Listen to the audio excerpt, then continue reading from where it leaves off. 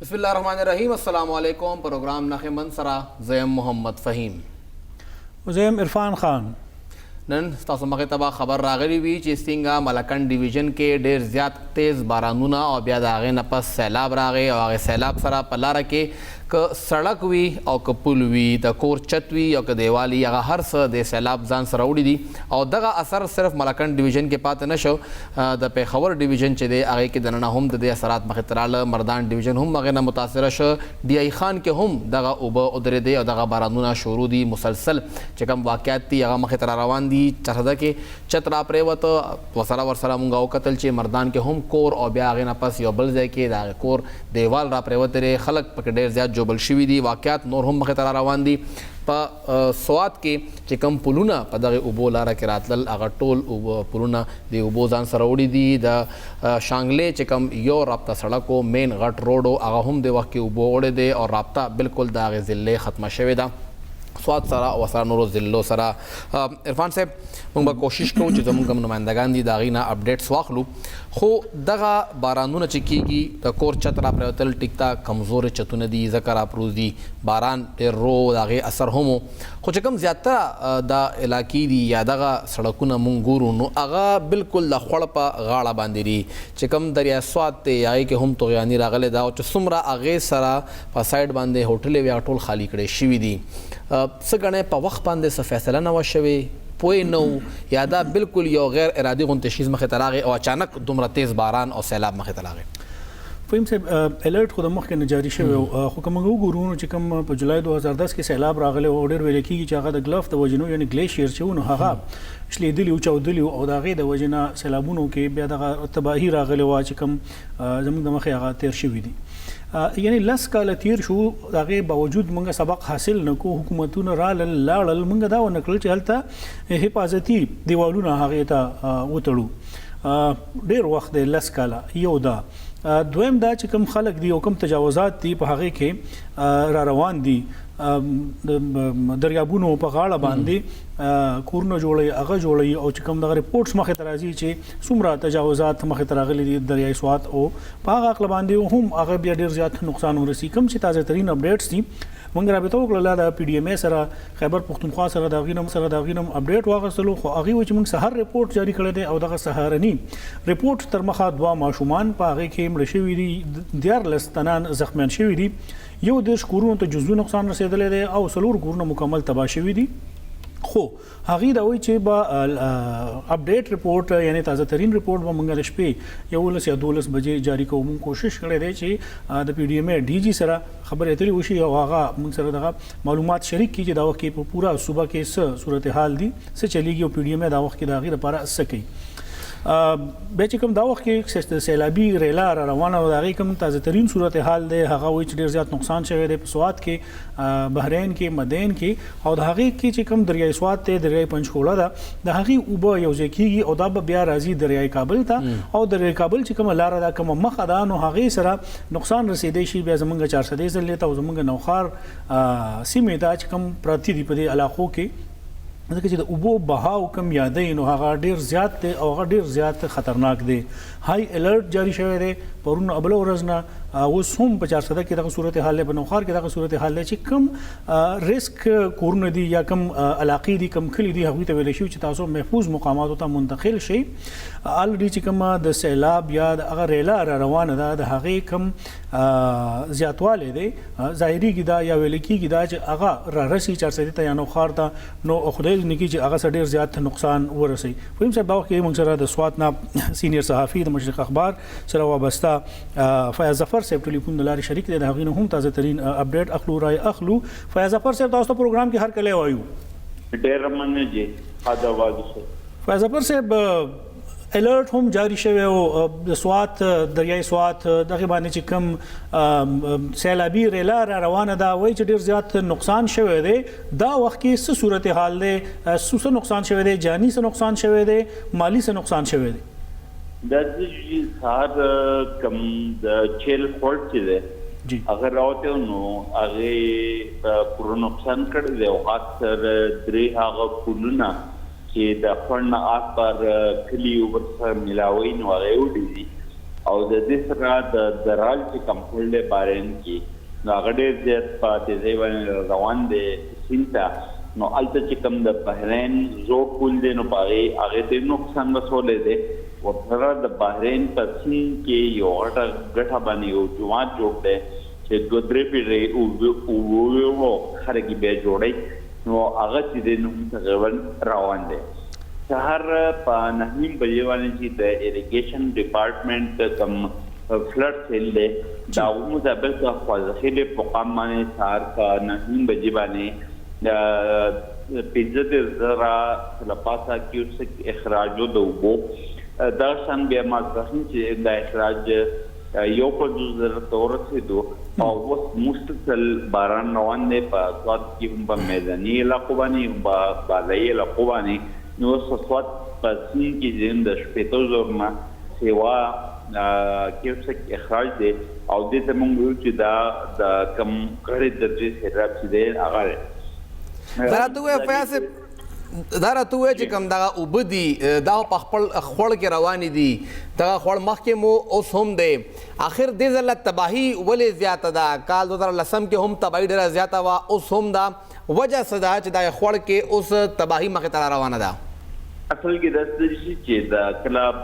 باران ډېر زیات شي په غرونو باندې نو دا ټولې اوبه چینو اوبه د خوړونو ته راشي د خوړونو نه پس دا بیا څنګه وورځي لکه څو ورځې مخکې به د شتم تاریخ باندې شاګرام کې کوم آسماني تندر راپرېوتی او د هغې سره اوبه راغلې وې نو 15 نه سیوا کورنۍ تباه کړي وو 11 کسان یې وژلي وو چې په هغې کې نن هم د ماشومې شپږ لاش میلاو شو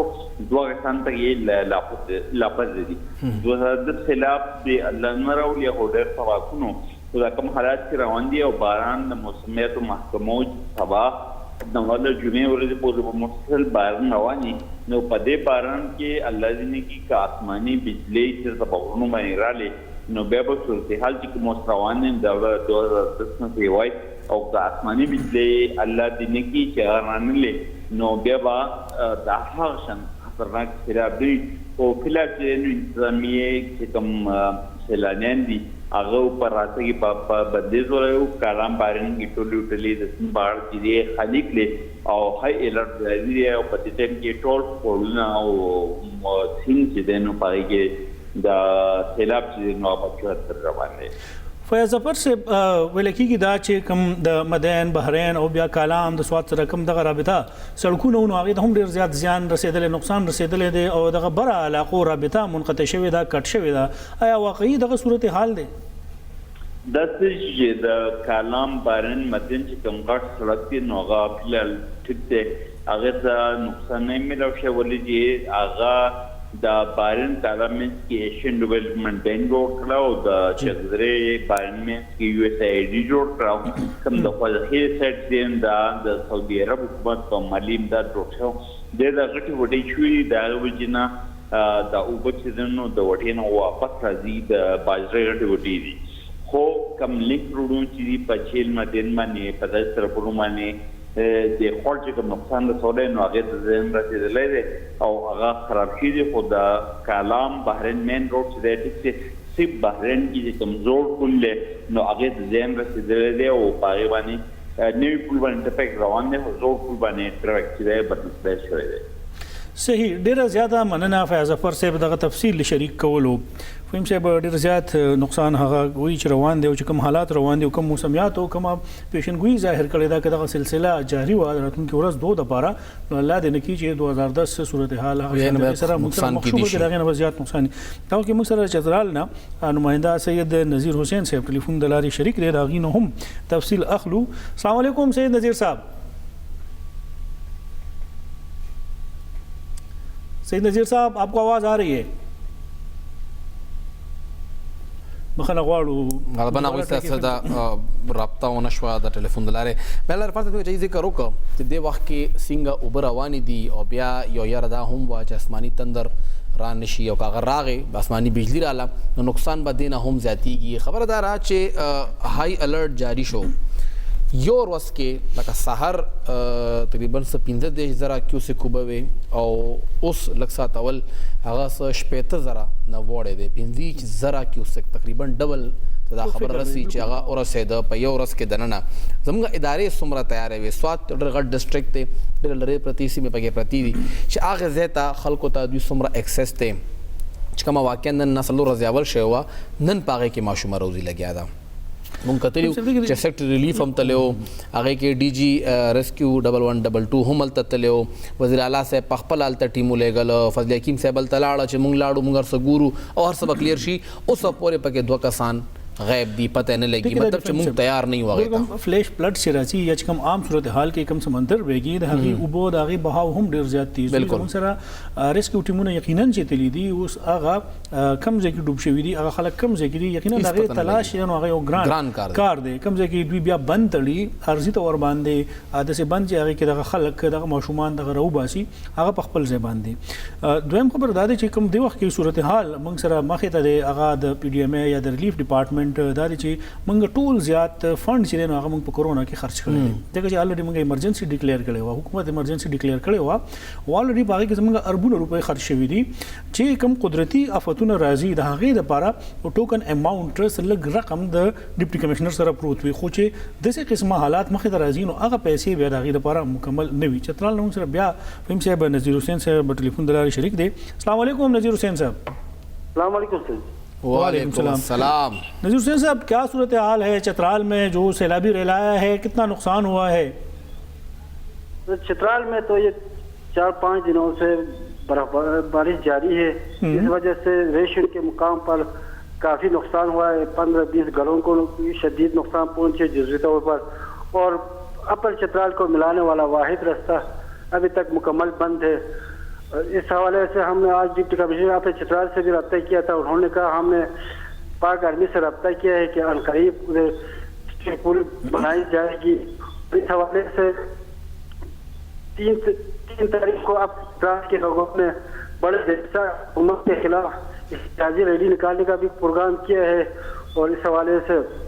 لوگ کافی مشکلات میں ہیں. سید نذیر صاحب یہ بتائیے گا جو اگر راستہ جو ہے وہ منقطع ہے، اپر چترال بالکل کٹ گیا ہے، تو پھر تو وہاں کھانے پینے کی اشیاء کی بھی قلت ہوئی ہوگی، اس کے لیے کیا بندوبست کیا جا رہا ہے؟ اس کے لیے فی الحال تو اب تک کچھ بندوبست نہیں کیا. ایک متبادل راستہ تھا، وہ کافی پہاڑی سے ہو کر جاتے تھے، وہ بھی ان دنوں میں سیلاب کی وجہ سے وہ بھی بند ہوا ہے، جو دریا کی اس طرف سے اب تک کچھ نہیں. تو گلگت کی طرف سے کچھ سامان منگوانے کا پروگرام کیا تھا، وہ بھی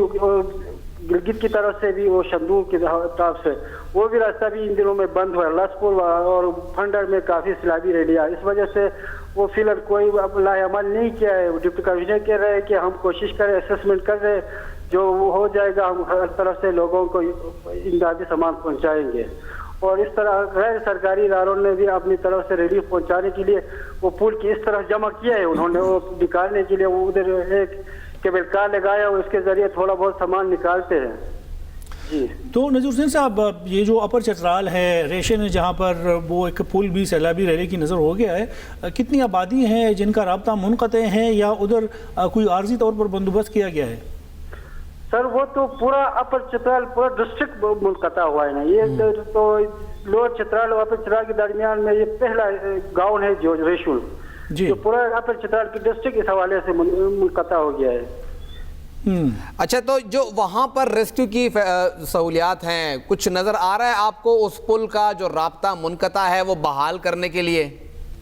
سر حکومت کی طرف سے ابھی تک کچھ نظر نہیں آ رہا ہے. ڈپٹی کمشنر بھی کہہ رہے ہیں ہمارے پاس تو کچھ نہیں، ہم نے آرمی والوں سے رابطہ کیا ہے. مطلب وہ راستہ کٹا ہوا ہے، انہوں نے چھوڑ دیا ہے کٹا ہوا چھوڑ دیا ہے سر. بالکل. چلے جی بہت شکریہ، آپ نے ہمیں تفصیلات سے آگاہ کیا. فاطمہ سنگھ اوردل چل تک کہ مطلب توسوات حوالے سارا چې ګران کار دی، چترال داغې نه هم زیات ګران دی، وړه چې ډېر زیات خوره سیمه ده او بیا ټول غریزه علاقه ده. یو وړه شان دمه اخلو، عرفان صاحب بیا واپس راځو، نو بیا به دمې نه پس مونږ د نورو علاقو صورتحال هم ستاسو مخې ته راوړو. مشرق ټي وي سره اوسئ.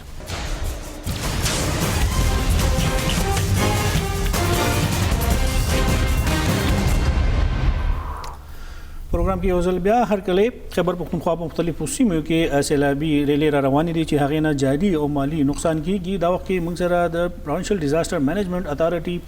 ډي جي پرویز سبتخیل صاحب ټلیفون د لارې شریک دی، د هغوی نه هم پوښتنې کوو. پرویز سبتخیل صاحب تاسو پروګرام کې هرکلی وایو. جی ډېره مننه، شکریہ. پرویز صاحب ډېر زیات نقصانات ریپورټونه را روان دي چې را روان د دیر نه د چترال نه د سوات نه او ویل کېږي دا چې کم دغه بهاو دی د اوبو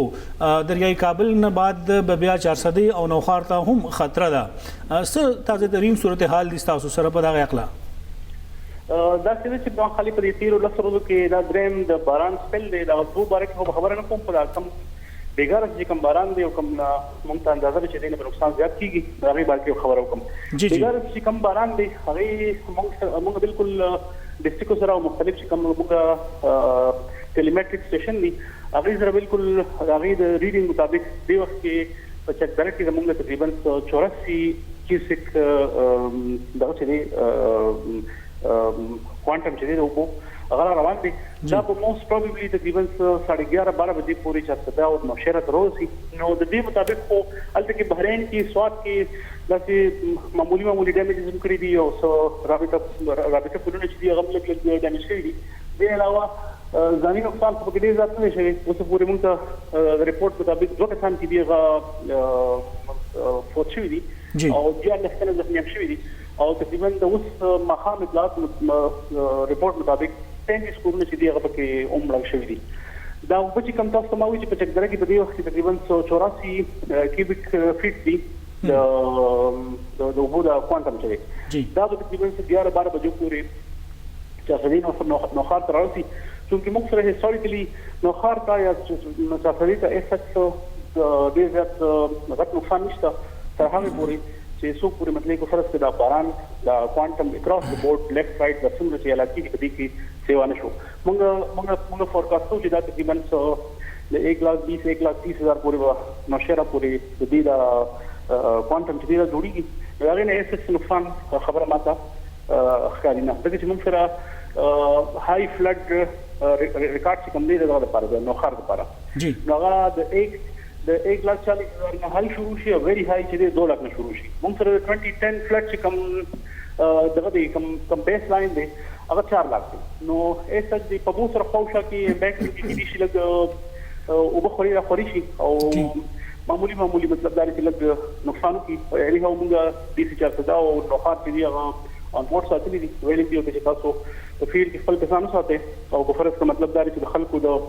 انفارم کولو یا د کوېشن ضرورت نو چې تاسو په ټایم باندې وکړي. پرویز صاحب دا راته وایي چې 400 او نوخار ته خبره بات کې راځي خو دې وخت کې سوات کې چې کوم صورتحال دی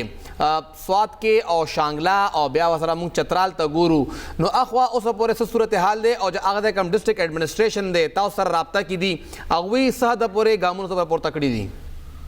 بالکل چترال کی صورتحال دی زړه د بیرنه دی هغه چې کم دریو ځوان دی باران شو دا غي نقصان چې دی هغه شو دی سپل کې هغه کې به زیات هارسمنټ ریاکشن دین علاوه په سوات کې دی وخت کې صورتحال لکشن دی پریشان کون دی چې د بحرین خوشا او د اتروټ چې کومه رابطه فل دی هغه باندې اوپر وړي دي نو خلکو لګ آر پار لوک لګ تکلیف شته یعنی هو د ډیسټریکټ ایڈمنسټریشن بالکل په موقع باندې ولاړ دي او څه چې مناسب ګامونه دي ان شاء الله هغه پورته کوي. پرویز صاحب دغه شانتي چې د قدرتي آفات راځي یو مونسون کنټنجنسي پلان هم تیاری پی ډی ایم آیا که هغه تیار شوی و که نه و که تیار شوی و نو بیا ډیسټریکټ ایڈمنسټریشن د قدرتي آفات نه تاسو خبر کړی او هغې ته هم په دغه عقله باندې څومره فنډز ورکړی دی چې د ریلیف یا دغه عقله څه کارونه یې هغې ته په دې کې مشکلات نه راځي؟ جی دی وخت کې دا څه چې زمونږ د مونسون تیاری چې دا تقریبا شپږ میاشتې فیملی دا بالکل یو ډیر ډیټیل ورکینګ وی په دې کې مرکزی حکومت صوبایي حکومت او ډیسټریکټ ایڈمنسټریشن او ټول پروینشل سیکټر چې دی ټول پکې ملوي شامل وي بلې کې موږ د فند هم څه کمی نشته ډي سي سره فند هم ډیر زیات شته ډي سي ته چې کوم آیټم پکار دي د ریلیز لپاره هغه مو سره اویلیبل دي موږ سره اون بورډ یو فرصت هغه ته نور ضرورت دي هغه د موږ د نو ټایم هم رسولي شو او دې علاوه باقي د فورکاست متعلق دا فورکاست چې دا موږ پی ام ډي مخکې را کړو د مونسون مخکې او اوس هم تقریبا موږ ټایم ټو ټایم ورته مخکې ایڈوایزري شو کړو چې دا حالات راځي چې اسماني افت باران دي نو یقینا پرویز صاحب قدرتی آفت د هغې مقابله یا هغه کول یقینا انساني وس کې نه وي خو دغه اطلاعات هم موږ ته نن راغلي دي چې چیف سیکرټري صاحب ستاسو د ډپارټمنټ په کارکردګۍ باندې ډېر زیات خوشحاله نه و یو نن څه میټینګ هم شوی او ستاسو د هغې سره هغه څه احکامات هم جاري کړي دي آیا واقعي چیف سیکرټري صاحب خفه و یا ولې هغه مطمئن نه و؟ نه داسې خبره نشته دی زمونږ کو فرض کړه محلي موږ په کار دي چې موږ تاسو هم راشئ موږ تاسو خپل چې موږ اوسه پورې کوم ورکینګ دی او کوم ډیټیل تیاری شوی دی تیر شپږ میاشتې راځي هغه بالکل د ستاینې وړ دی او چیف سیکرټري صاحب بالکل هی از کوایټ کانفیډنټ باران کې او قدرتي او آسماني چیز دی نو په دې کې مطلب دا دی چې بعض ځله تیاری چې هغه کارګر ثابت نشي اینی هاو بالکل هر قسم حالات پرویز صاحب اخیرنی سوال لگ شارٹ غوندې جواب کرا کولای شئ کرونا له وجه نه پی ډي ایم اے فوکس او په دغه مونسون حواله سره دا بالکل دا ډیره زیات اهم خبره ده د کرونا په وجه باندې تاسو ته ټول ډیټیل وایو نو زموږ یو وینګ دی چې هغه موږ د مونسون د کرونا باوجود موږ یو وینګ چې هغه ډیډیکیټ کړو د مونسون د تیاری لپاره نو هغه کې هیڅ قسمه ډیره شکریا تاسو مشرق ټي وي سره خبرې وکړې عرفان صاحب تاسو واردل چې مونږه فوکس پورا وو که چیف سیکرټري صاحب خپه دی نو ګوره مونږ کار کړی دی چې مونږ تاسو ګیله وکړئ چې پی ډي ایم اے کار نه کوي مونږ خپل کار پوره کړی دی او که چیف سیکرټري صاحب خپه دی خیر د رضا به یې کي لږ ډېر خفګان دی نن به اوبه کینی ډیټیل سره خبره کوم چې د نن په میټینګ کې نن څه شوي دي او چیف سیکرټري صاحب ولې دا خبرې کولې او دا وخت کې موږ سره عمران د دیرنا ټلیفون د لارې شریک دی دغه صورتحال اخلو عمران تاسو ته پروګرام کې هر کله وایو مهرباني سر جی عمران څه صورتحال دی په دیر کې سیلابي ریلا راغلی دا هغې سره نقصان شوی دی او ډسټرکټ ایډمنسټریشن یا حکومتي ادارې په دا اقله باندې څه کارونه کوي بالکل عرفان صاحب تاسو څنګه ویل چې دا باران د تقریبا پرون شروع دی په دیربالا کې تیر شوی جمی کې ډیره زیاته واوره شوې وه په غرونو ډیر تیز باران روان دی دغه شانتي کمی بخاري علاقې کې لکه دیر ټاون شو واړی شو دغه ډیر زیات باران روان دی او باران چې کوم دی یو سیلاب شکل اختیار کړی دی کوم واړه خړونه چې دی هغه کې هم ډیر غټ سیلاب راغلی چې د چا توقع نه و چې راغلی ته اوبه راشي هغې باندې اوبه راغلي دي دغه شان دریای پنجکوړه سره چې کوم دریای برول دی یا لوارې دریا دغه شانتي د اوشیرې کوم سیندونه چې دي نو دا ډیر زیات په دې کې ډیر زیات اوبه زیات شوي دي کوم نږدې کورونه چې لکه په کوهستان کې په ډون سیدي کې کورونه خالي شوي دي دغه شان په کلکوټ کې هم کورونه خالي شوي دي دغه شان کوم ګورو نو په اوشیرې کې هم کورونه خالي شوي دي دغه شان جماعتونه د یو اطلاع مطابق چې کوم دی په ګوالتۍ کې یو جماعتونه چې کوم دي هغه وړي شوي دي دغه شان کې وړي جنریټرې جوړې شوي دي د بجلۍ لپاره هغه هم وړي شوي دي او یو دغه وخت کې صورتحال دی چې هر سړی ځان د بچ کولو کوشش کوي خو دلته به دا یو خبره وکړم چې تاسو په نوټس کې به دا یو خبر راولم چې اکثر زموږ دلته داسې کېږي چې کوم په دریای پنجکوړه نه د داروډې نه لاندې کوم د سیند چې دي نو دا ځنګلونه یا د خلکو کورونه وي یا جومات وي هغې کې لرګی سلیپري دغه خلک راوځي د داروډې نه لاندې او د تیملګري پورې د سیند په غاړه باندې دا لرګي نیسي نو په هغې کې ماشومان هم وي بوډاګان هم وي راځي کوشش کوي چې موږ ځان لرګي ونیسو یا داسې څه دغه راوړي چې موږ ونیسو نو خطر جوړیږي چې په هغې کې اکثر لکه د 2010 سیلاب د خلک ووایم چې په 2010 سیلاب کې تقریبا 20 کسان داسې وو چې هغه د لرګو د نیولو کوشش کوو او هغه سیند وړي تر اوسه پورې چې کوم دی نو په دیربالا کې د 10 نه زیات کورونه چې کوم دي نو هغه ډیمیج شوي دي عمران صاحب تر اوسه پورې په دیر کې چترمړې یا د جوبلس رپورټ خو مخې ته نه راغلی دا ودی په نو چې کوم باران شو په هغه کې یو دوه کسان چې دي نو هغه مور او لور چې دي نو هغه او پاتشي زخمیان په کې شته ځکه چې کورونه چې کوم دي هغه راوړېدلي دي تقریبا د 10 نه 200 پوری کسان چې کوم دین هغه ځخمیان دي صحیح را عمران صاحب ډیره شکریا تاسو موږ سره تفصیلات شریک کړل عرفان صاحب موږ سره فضل سبحان صاحب هم نشنګلې نه موجود دي اینا به هم اپډیټ والو تاسو پروګرام کیار کړو تاسو صاحب جی مننه فهیم دارا ته وایا فضل سبحان صاحب چې شانګله کې ویل کیږي چې د مړو ریکارډ هم مخه تراغله دي یو دوه ماشومان پاک رسیدلی دي اوس پورې س مخه ډیټیل راغلي دي او اخوا د سیلاب صورتحال اوس څنګه دي جی فهیم صاحب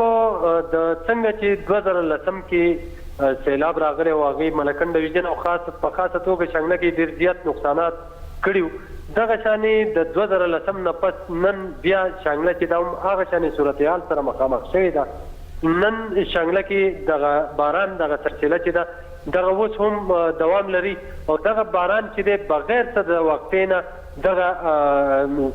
سلسله چې ده دغه بارانه روانه ده. نو دغه د کومه سیلابي اوبه چې دي په هغې کې هر وخت په هغې کې زیاتوالی راځي. دلته چې کومې جنریټرې دي ژرندې دي هغه خو په مکمله توګه باندې وړی شوي دي او د شانګلې زیاتره بجلي چې ده هغه دغه وړو جنریټرونه پیدا کېږي. نو شانګله چې ده دا وخت په مکمله په تیارو کې ډوبه شوې ده. د شانګلې وایي رابطه سړک هم داسې څه اطلاعات هم شته، څه تصویرونه هم راغلي دي چې رابطه سړک دی او هغه نیم غورځېدلی دی یا آیا هلته ډېر زیات نقصان شوی دی؟ جی بالکل د کروڑې بیشام نمخ سره رانیال نومي ځای کې دغه سیلابي اوبه چې دي دغه سړک چې دی هغه مکمل ولی دی. دغلته کې چې دی اوس دغه ټریفک چې دی د شانګلې دغه مکمل توګه باندې بند شوی دی. د شانګلې مین روډ چې دی د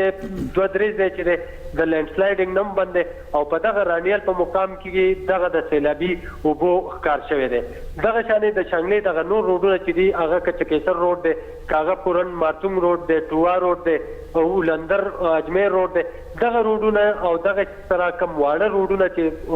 بالایي علاقو ته تللي دي دغه هم د لینډ سلایډنګ د وجې مکمله توګه باندې بند شوي دي. سهار دغلته کې په بیشام میره کې برباټ کوټ نومي علاقه کې یو کور چت غورځېدلی و چې په هغې کې 2 ماشومان چې دي هغه مړه شوي. دغه شانې په کوټکي کانبا کې د کور چت پرېوتو سره 2 ماشومان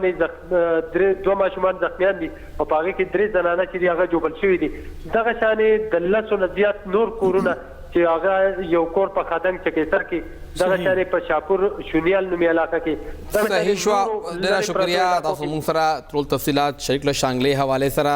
عرفان صاحب موږ سره سینئر صحافي د مردان نه د مشرق ټي وي نماینده مسعد اسیس صاحب هم په لاین باندې موجود دی. السلام علیکم سر. السلام علیکم فهیم بھائی. وعلیکم السلام. دا راته ووایه سر مردان کې یو خو اوس دې وخت کې صورتحال څنګه دی؟ بارانونه شوي دي، کورونو چتونه هم را پرېوتي دي او بیا څنګه چې موږ ته لږ ساعت اول ډي جي پی ډي ایم ای دا وویې چې دغه اوبه چې دي دا به تقریبا د شپې 11 نه واله تر 12 بجو پورې نوخار او چارسدې ته هم راورسي. نو مردان کې صورتحال څه دی؟ هغوی څومره تیار دي؟ څنګه چې ټولې صوبه کې بارانونه شوي دغه شان پرونه په مردان کې مسلسل د باران کومه لړۍ دغه جاري ده او تاسو کومه خبره وکړه مردان کې د تیارۍ حوالې سره د مردان کې چې کومه مشهوره زموږ کلپانې ناله ده کلپانې د ډېر مشهوره نو د هغې حوالې سره دا اطلاعات چې هغې کې توغیاني شته تر دې دمه پورې صورتحال کنټرول او قابو کې دی. خو خدشه دا ده چې کوم اوبه د ریله چې کومه را روانه ده د کالام سوات بحرین نه کوم څخه را روانه باران نور تیز شو او اوبه جمع شو نو دا امکان شته او دا خدشه شته چې په کلپانۍ کې د اوبو سطح چې کوم ده اوچته شي د هغې په نتیجه کې خدا نخواسته نقصانات کیدی شي. ځکه چې په 2010 کې چې کوم صورتحال داسې ښکاري چې دا اوس کوم بارانونو کومه لړۍ ده دا صورتحال هغې طرف ته روان دی. دې حوالې سره انتظامي طرف نه خو سرګس داسې چې بظاهر ښکاري نه کوي څه اقدامات کړي او پکار چې کوم دې نالې په غاړه باندې کوم خلک اوسېدونکي دي کوم خلک دي هغې باخبره کړي شي هغې د دې ځای نه منتقل کړي شي او تیاری د ټولو ساتي دغه شیان په ټوله ضلع کې کم ویش شپږ حادثات داسې شوي چې هغې په نتیجه کې کورونه را پرېوتي دي د هغې چتونه را پرېوتي دي او د 8 نه زیات کسان چې 3 زنانه پکې شامله دي تر دې دمه پورې په دې واقعاتو کې هغې زخمیان شوي دي. جی فهیم ډېره زیاته مننه مسرت اسیس صاحب دغه تفصیل شریک کولو. دا وخت کې موږ سره چارسدي صورتحال هم شریک کوو. فیض محمد صاحب موږ سره ټلیفون د لارې شریک دی. فیض محمد صاحب تاسو ته پروګرام کې هر کله وایو. مهرباني عرفان بھائی ډېره مهرباني. فیض محمد صاحب څه صورتحال دی؟ لږه شیبه وړاندې ډي جي پی ډي ایم ای پرویز سبدخیل صاحب موږ ته وویل چې کوم دا وخت کې چکدره کې دغه سیلابي ریله ده او د هغې کوم بهاو دی هغه به د شپې 11-12 بجو پورې چارسدې ته رارسي. آیا هلته څه حفاظتي انتظامات شوي دي؟ ډسټرکټ انتظامیه څه کوي؟ جی بالکل چارسده کې مجید د ریاست چې کوم د خیالي په مقام باندې واقع دی هغه ځای کې اوس په دې موجوده حالات کې دلته د 35,000 نه واله د 40,000 کیوسک پورې اوبه موجود دي. ډیپټي کمشنر چارسدې دې حوالې سره جی هنګامي میټینګ کال کې چې د آرمي جوانانو پکې شرکت وکړ او ریسکیو 112 والا اور محکمه مال تقریبا سونه محکمه صحت محکمه تعلیم ټول افسران راغوښتي او دا صورتحال مکمل جایزه واغشتا او په دې صورتحال کې هغوی دا فیصله کړل چې هلته پټواریان ولیږل جي په مقامي چې کوم هلته خلک اوسېږي هغوی ته اعلانات وکړل چې تاسو ځان محفوظ مقاماتو ته منتقل کې دې سره سره جي په کوم محکمه صحت ډسټرکټ هیلث افیسر څونه هغه ریلیټډ تحصیل شب قدر تحصیل تنگي تحصیل جرګ څونه هسپتال دی د ایمرجنسي نافذ کړی دی جي او څونه بي ایچ دی ال دم جي ډاکټران او ټول د پیرامډ عمله راغوښته ده او د ډي سي د وینا مطابق چې په دریا سواد کې څونه اوبرازي نو کو اوبر د ستا د 90,000 پورې رانه نو اس قسمه زموږ ته د نقصان خطر نشته دی خو دا غي نه لیلا زیات رااله نو بیا موږ ته دا غي نقصان به راسي جی صحیح ډیره زیاته مننه فیض محمد صاحب دغه تفصیل شریک کولو فهم صاحب یو د امید به باندې خبرې کوي وړه شاند ماخلو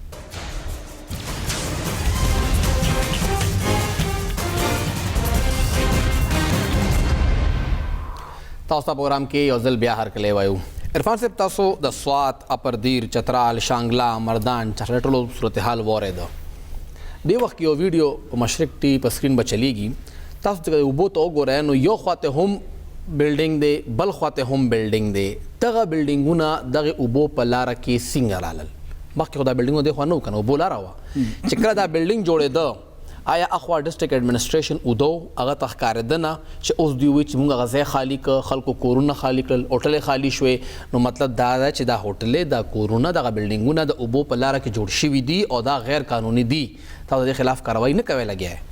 تو خبر د فهم صاحب یو خدای دی چې کم دغه تجاوزات دي زه دا وایم چې د سین په منځ کې کم عمارتونه جوړ شوي دي دغه چې چا جوړ کړي دي نو هغه به یا سیاسي کسان وي نو هغه به ډېر زیات اثر رسوخ وي هغه به ډېرو پیسو والا خلک وي او که فرض کا ضلعي انتظامیه اول خو کوشش نه دی کړی چې دا انکروچمنټ دی او دا لرې کړي دغه ځای نه دویم که هغه کوشش کړی هم دی خو که دغه سیاسي کس دغه هوټل وي یا هغه د سیاسي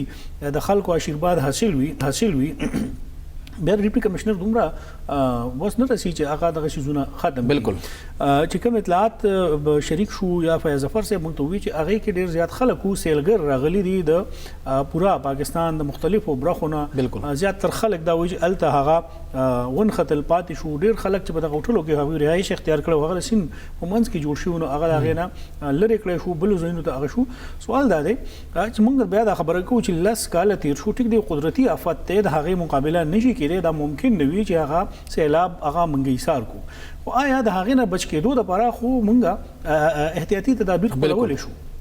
لس کاله وخت تیریږي په هغه کې په کار دا چې کوم دغه سیفټي والز دي یا د هغه لپاره مونږ وایو چې د اوبو د فلو به کم حد پورې رسی مونږ الته دسې حفاظتي پوښتې یا دیوالونه جوړ کړو چې د هغه نه سیلابي ریلا د خو نه راځي ځکه چې زینو کې جوړ شوی دي او هغه مثال موجود دی او هغه محفوظ دي ډیرو ځایونو کې ولې نه جوړیږي ولې دغه خلک بیا د حکومت نه زیات باثر دي ولې هغه خلک د سمندر په غاړه کې یا د هغه منځ کې هوټلې جوړ کړي د هغه نه بیا ډیر زیات نقصان وشي دا صرف دغه نقصان نه وي هغه نقصان نه غوشي بیا هغه د کمپنسیشن مطالبه هم کوي د حکومت نه سرکار نه وجه موږ سره مالی امداد بیا بدنامي د حکومت کیږي چې سیلاب راغی او هغه ځای کې لس کور پریوتل اي کې اته کسان مړ دي شل کور پریوتل اي کې دیش زخمیان دي نو بیا حکومت چته ودو ریسکیو ذرایع کم ځای کې دي یا د راشي مشینری راشي نو چې د غلط ځای کې کور جوړاو هوټل جوړاو هغه ټایم کې حکومت ولې غایب فهم صاحب همدغه بنیادی خبره ده چې آیا دغه خو بچا انوسی به رچانه غستی کده د سرکار زمکه ده کم چې حکومت الریډي او ډیکلیئر کړي نقشه به پاس کړي کم شاملات دي نو هغه به سرکاري وي هغه زمکه بعد سرکار وي هغه کې بیا ولې خلک کنسټرکشن کوي هغه کې ولې خلک کوي ټیک دی صوبایي حکومت دی هغه په خور کې ناسي هغه به ډیرو زیاتو سیزونو نه پتا خو چې کوم ډسټرکټ ایډمنسټریشن دی هغه ته ټولو سیزونو پته په کار چې هغه دا ټایم ټو ټایم ریپورت کوي هغه وایي د خلکو ته چې دا تاسو خپل ژوند بچ کولو لپاره دا ضروری ده چې تاسو سمندر کې هوټلې مو جوړوي تیر چې کوم 2010 سیلاب راغلی په هغه کوم تاسو قتل او د هغه سره کوم چې عمران صاحب خبر وکړه د دیرنه موږ به هم یو اپیل وکړو د خلکو ته درخواست به وکړو چې کوم لرګي راځي یا باغې کې نور سامان راځي او د دې لالچ په خاطر چې دغه خلک زی او دغه وبونه هغه ځان ته روباسي او په هغه کې هغه چې شل تنان د سوچ هغه سیلابي ریلا کې بدلی مړ شو نو د خپل ځان نه زیات دغه لالچ په خاطر چې څوک لرګي رانیسي په کار چې د هغه نه هم پرهیز وکړي بلکې ډیپټي کمشنر چې د ضلعي انتظامیه ته هغه سټیپس کول په کار دي چې په ټول سختۍ سره پابندي ولګي بهرحال تیر کال په دسمبر په میاشت کې د اریګیشن ډپارټمنټ رپورټ هم مخې ته راغلی چې هغوی کله دا وویل چې صرف دریای سوات باندې یو کم سل داسې ځایونه دي چې هغه ځای کې تجاوزات دي، بلډینګونه دي، هوټلې دي، او د هغې نه پس موږ کتل چې وزیر اعلی صاحب په مشره کې یو نه دوه نه پنځه شپږ اجلاسونه شوي دي چې دا لرې کې ایکشن واخلی، پولیس ته ووایي، ډپټي کمشنر ته ووایي، کمشنر ته ووایي، خو د وزیر اعلی هم څوک نه اوري. عمر د فهم تاسو ته مو چې د کې بس سیاسي فیکٹر انوالو وي. وزیر اعلی نه سیاسي څوک دا څوک نه اوري چې ګوره الته د دې چې اوس هغه وي خو خلکو ته وي الته چې بیا کوم لوکل خلک کمیونټي راوته ده الته چې کوم خلک په دې شیزونو باندې سیاست کوي دا غي مخکې بیا د ډپټي کمیټې انتظامیه هغه واس په نه رسیدو هغه دې شیزونو په شاشه وي دي نه کای ډپټي کمشنر دغه تجاوزات نه دي لړکړي نو آیا د هغه ریپورت حق ورکړي د صوبایي حکومت ته او څه وجوهات او څه د هرډ لو چې دغه په مخ کې ډپټي کمشنر هم به بسو. بالکل دا تاسو بیا وزیر اعلی صاحب ته هم پکاره د خپل ضلع دغه چې هغه تاسو نه کې نو څوک به تاسو کې چې اخر ولې دغه یو کم سل تجاوزات د ریپورت راتلو نن موږ ناس یو نه میاشتې پس هم دغه خلاف کاروایی ونه شوه. یو وړه شند ماخلو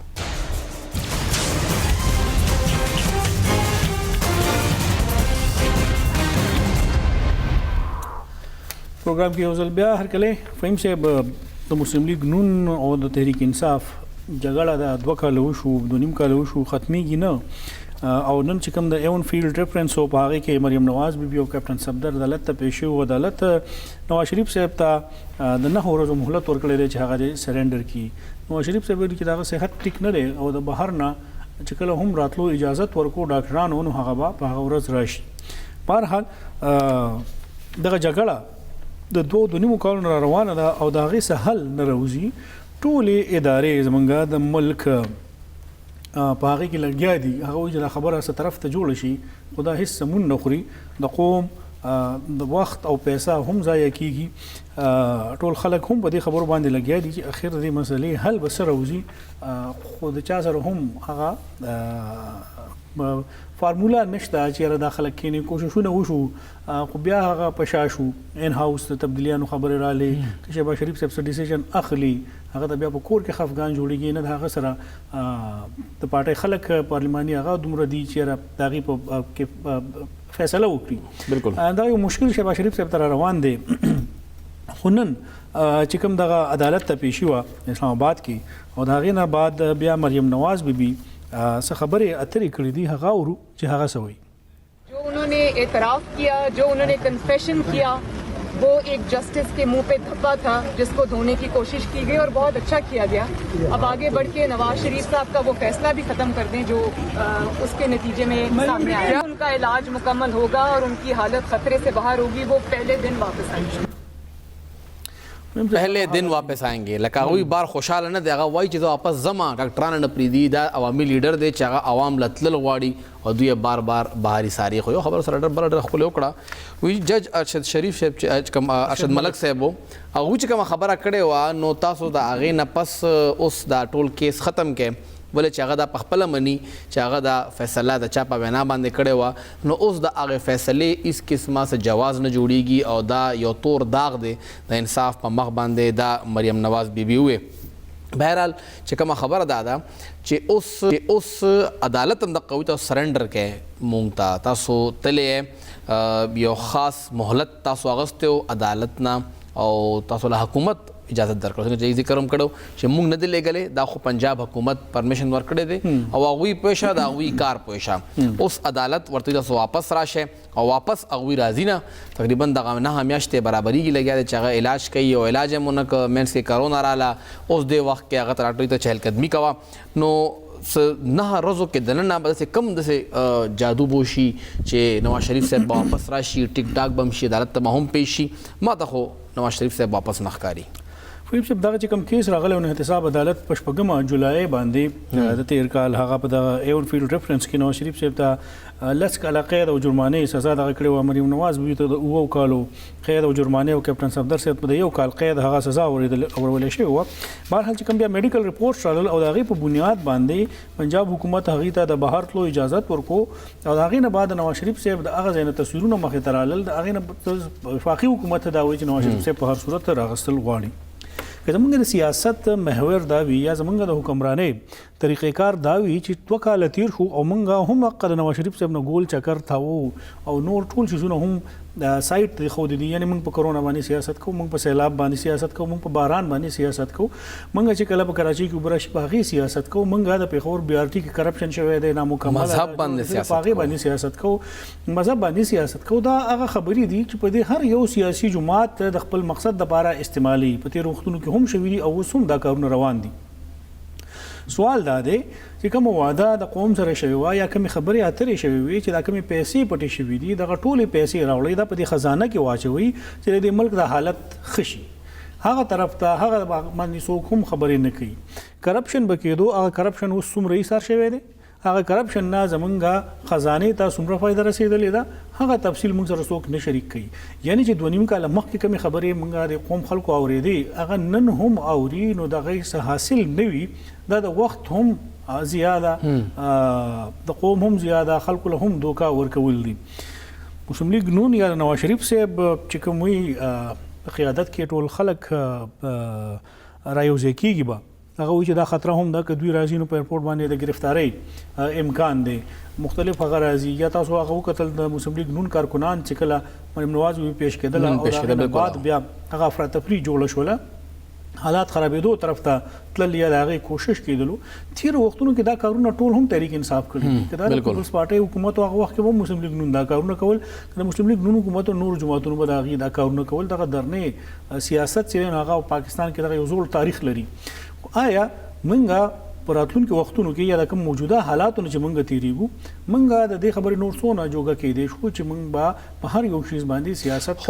خبره به ختمېږي. عرفات د جج صاحب چې کومه دا ویډیو مخې ته راله او بیا هغه کیسه ټوله بل خوا ته لاړه هغوی دا ومنل چې هغوی فیصله پخپله نه ده کړې. دې نه پس بیا دغه فیصله څنګه سټې کېدی شي څنګه پاتې کېدی شي چې هغه ختمېږي نه څنګه چې نن مریم نواز بیبي هم وویل چې تاسو ختم کړئ دا فیصله ولې چې هغه یو تور داغ دی دا ختمول غواړي. دې نه بغیر دا ممکنه نه چې خبره مخې ته لاړ شي. خو بل خواته آیا حکومت به تیار شي عدالت به تیار شي دې شي ته؟ فهیم صاحب چې کوم د وفاقي کابینې تیر اجلاس شوی په هغې کې زیات تر ډیبیټ په دې باندې شوی چې نواز شریف صاحب موږ واپس راوړو او ټول خلک د دغې په حق کې وو یعنې وفاقي کابینې خلک چې نواز شریف صاحب موږ واپس په هر صورت راولو. قانوني د دې څه پهلو جوړ کېږي یقینا قانوني ماهرین به په دې باندې بهتره رای ورکولی شي چې هغه جج چې هغه په خپله باندې دا ومنله چې کومه فیصله ما کړې وه په ما باندې ډېر زیات پریشر و په ما باندې ډېر زیات دباو هغه جج چې د کومې فیصلې چې کوم ویډیو سکینډل د هغه مخې ته راغلی په هغې کې هغه معطل کېږي برطرف کېږي عهدې نه لرې کېږي. د دغه فیصلې بیا قانوني حیثیت څه پاتې دی بلکې صرف د دغه فیصلې نه د دغې نه مخکې چې نورې فیصلې شوي دي خو د نورو فیصلو متعلق هغه نه دي ویلي چې په ما دباو دغه یو فیصله هغه یاد کړې ده چې په دې باندې ما باندې ډېر زیات دباو به د چا طرف نه هغه شنو ذکر نه دی شوی. قانوني اوس دغه فیصلې څه حیثیت دی او بیا مسلم لیگ نون که قانوني دروازه ټکوي نو هغې ته بیا ولې ریلیف نه ملایي. تر اوسه پورې مسلم لیگ نون افیشیلي چې تا عدالت کې دا درخواست نه دی ورکړی چې تاسو دا 13 فیصله چې دا واپس والی بالکل میډیا ټاکس شوي دي نه میډیا ټاکس وشو خو چې څنګه طریقې کار دی عدالت کې درخواست ورکړو سره هغه اوسه پورې مخې ته نه دی راغلی. پروګرام وخت پر سر ته رسي. محمد فهیم او عرفان خان له اجازت ورکړئ. الله پامان.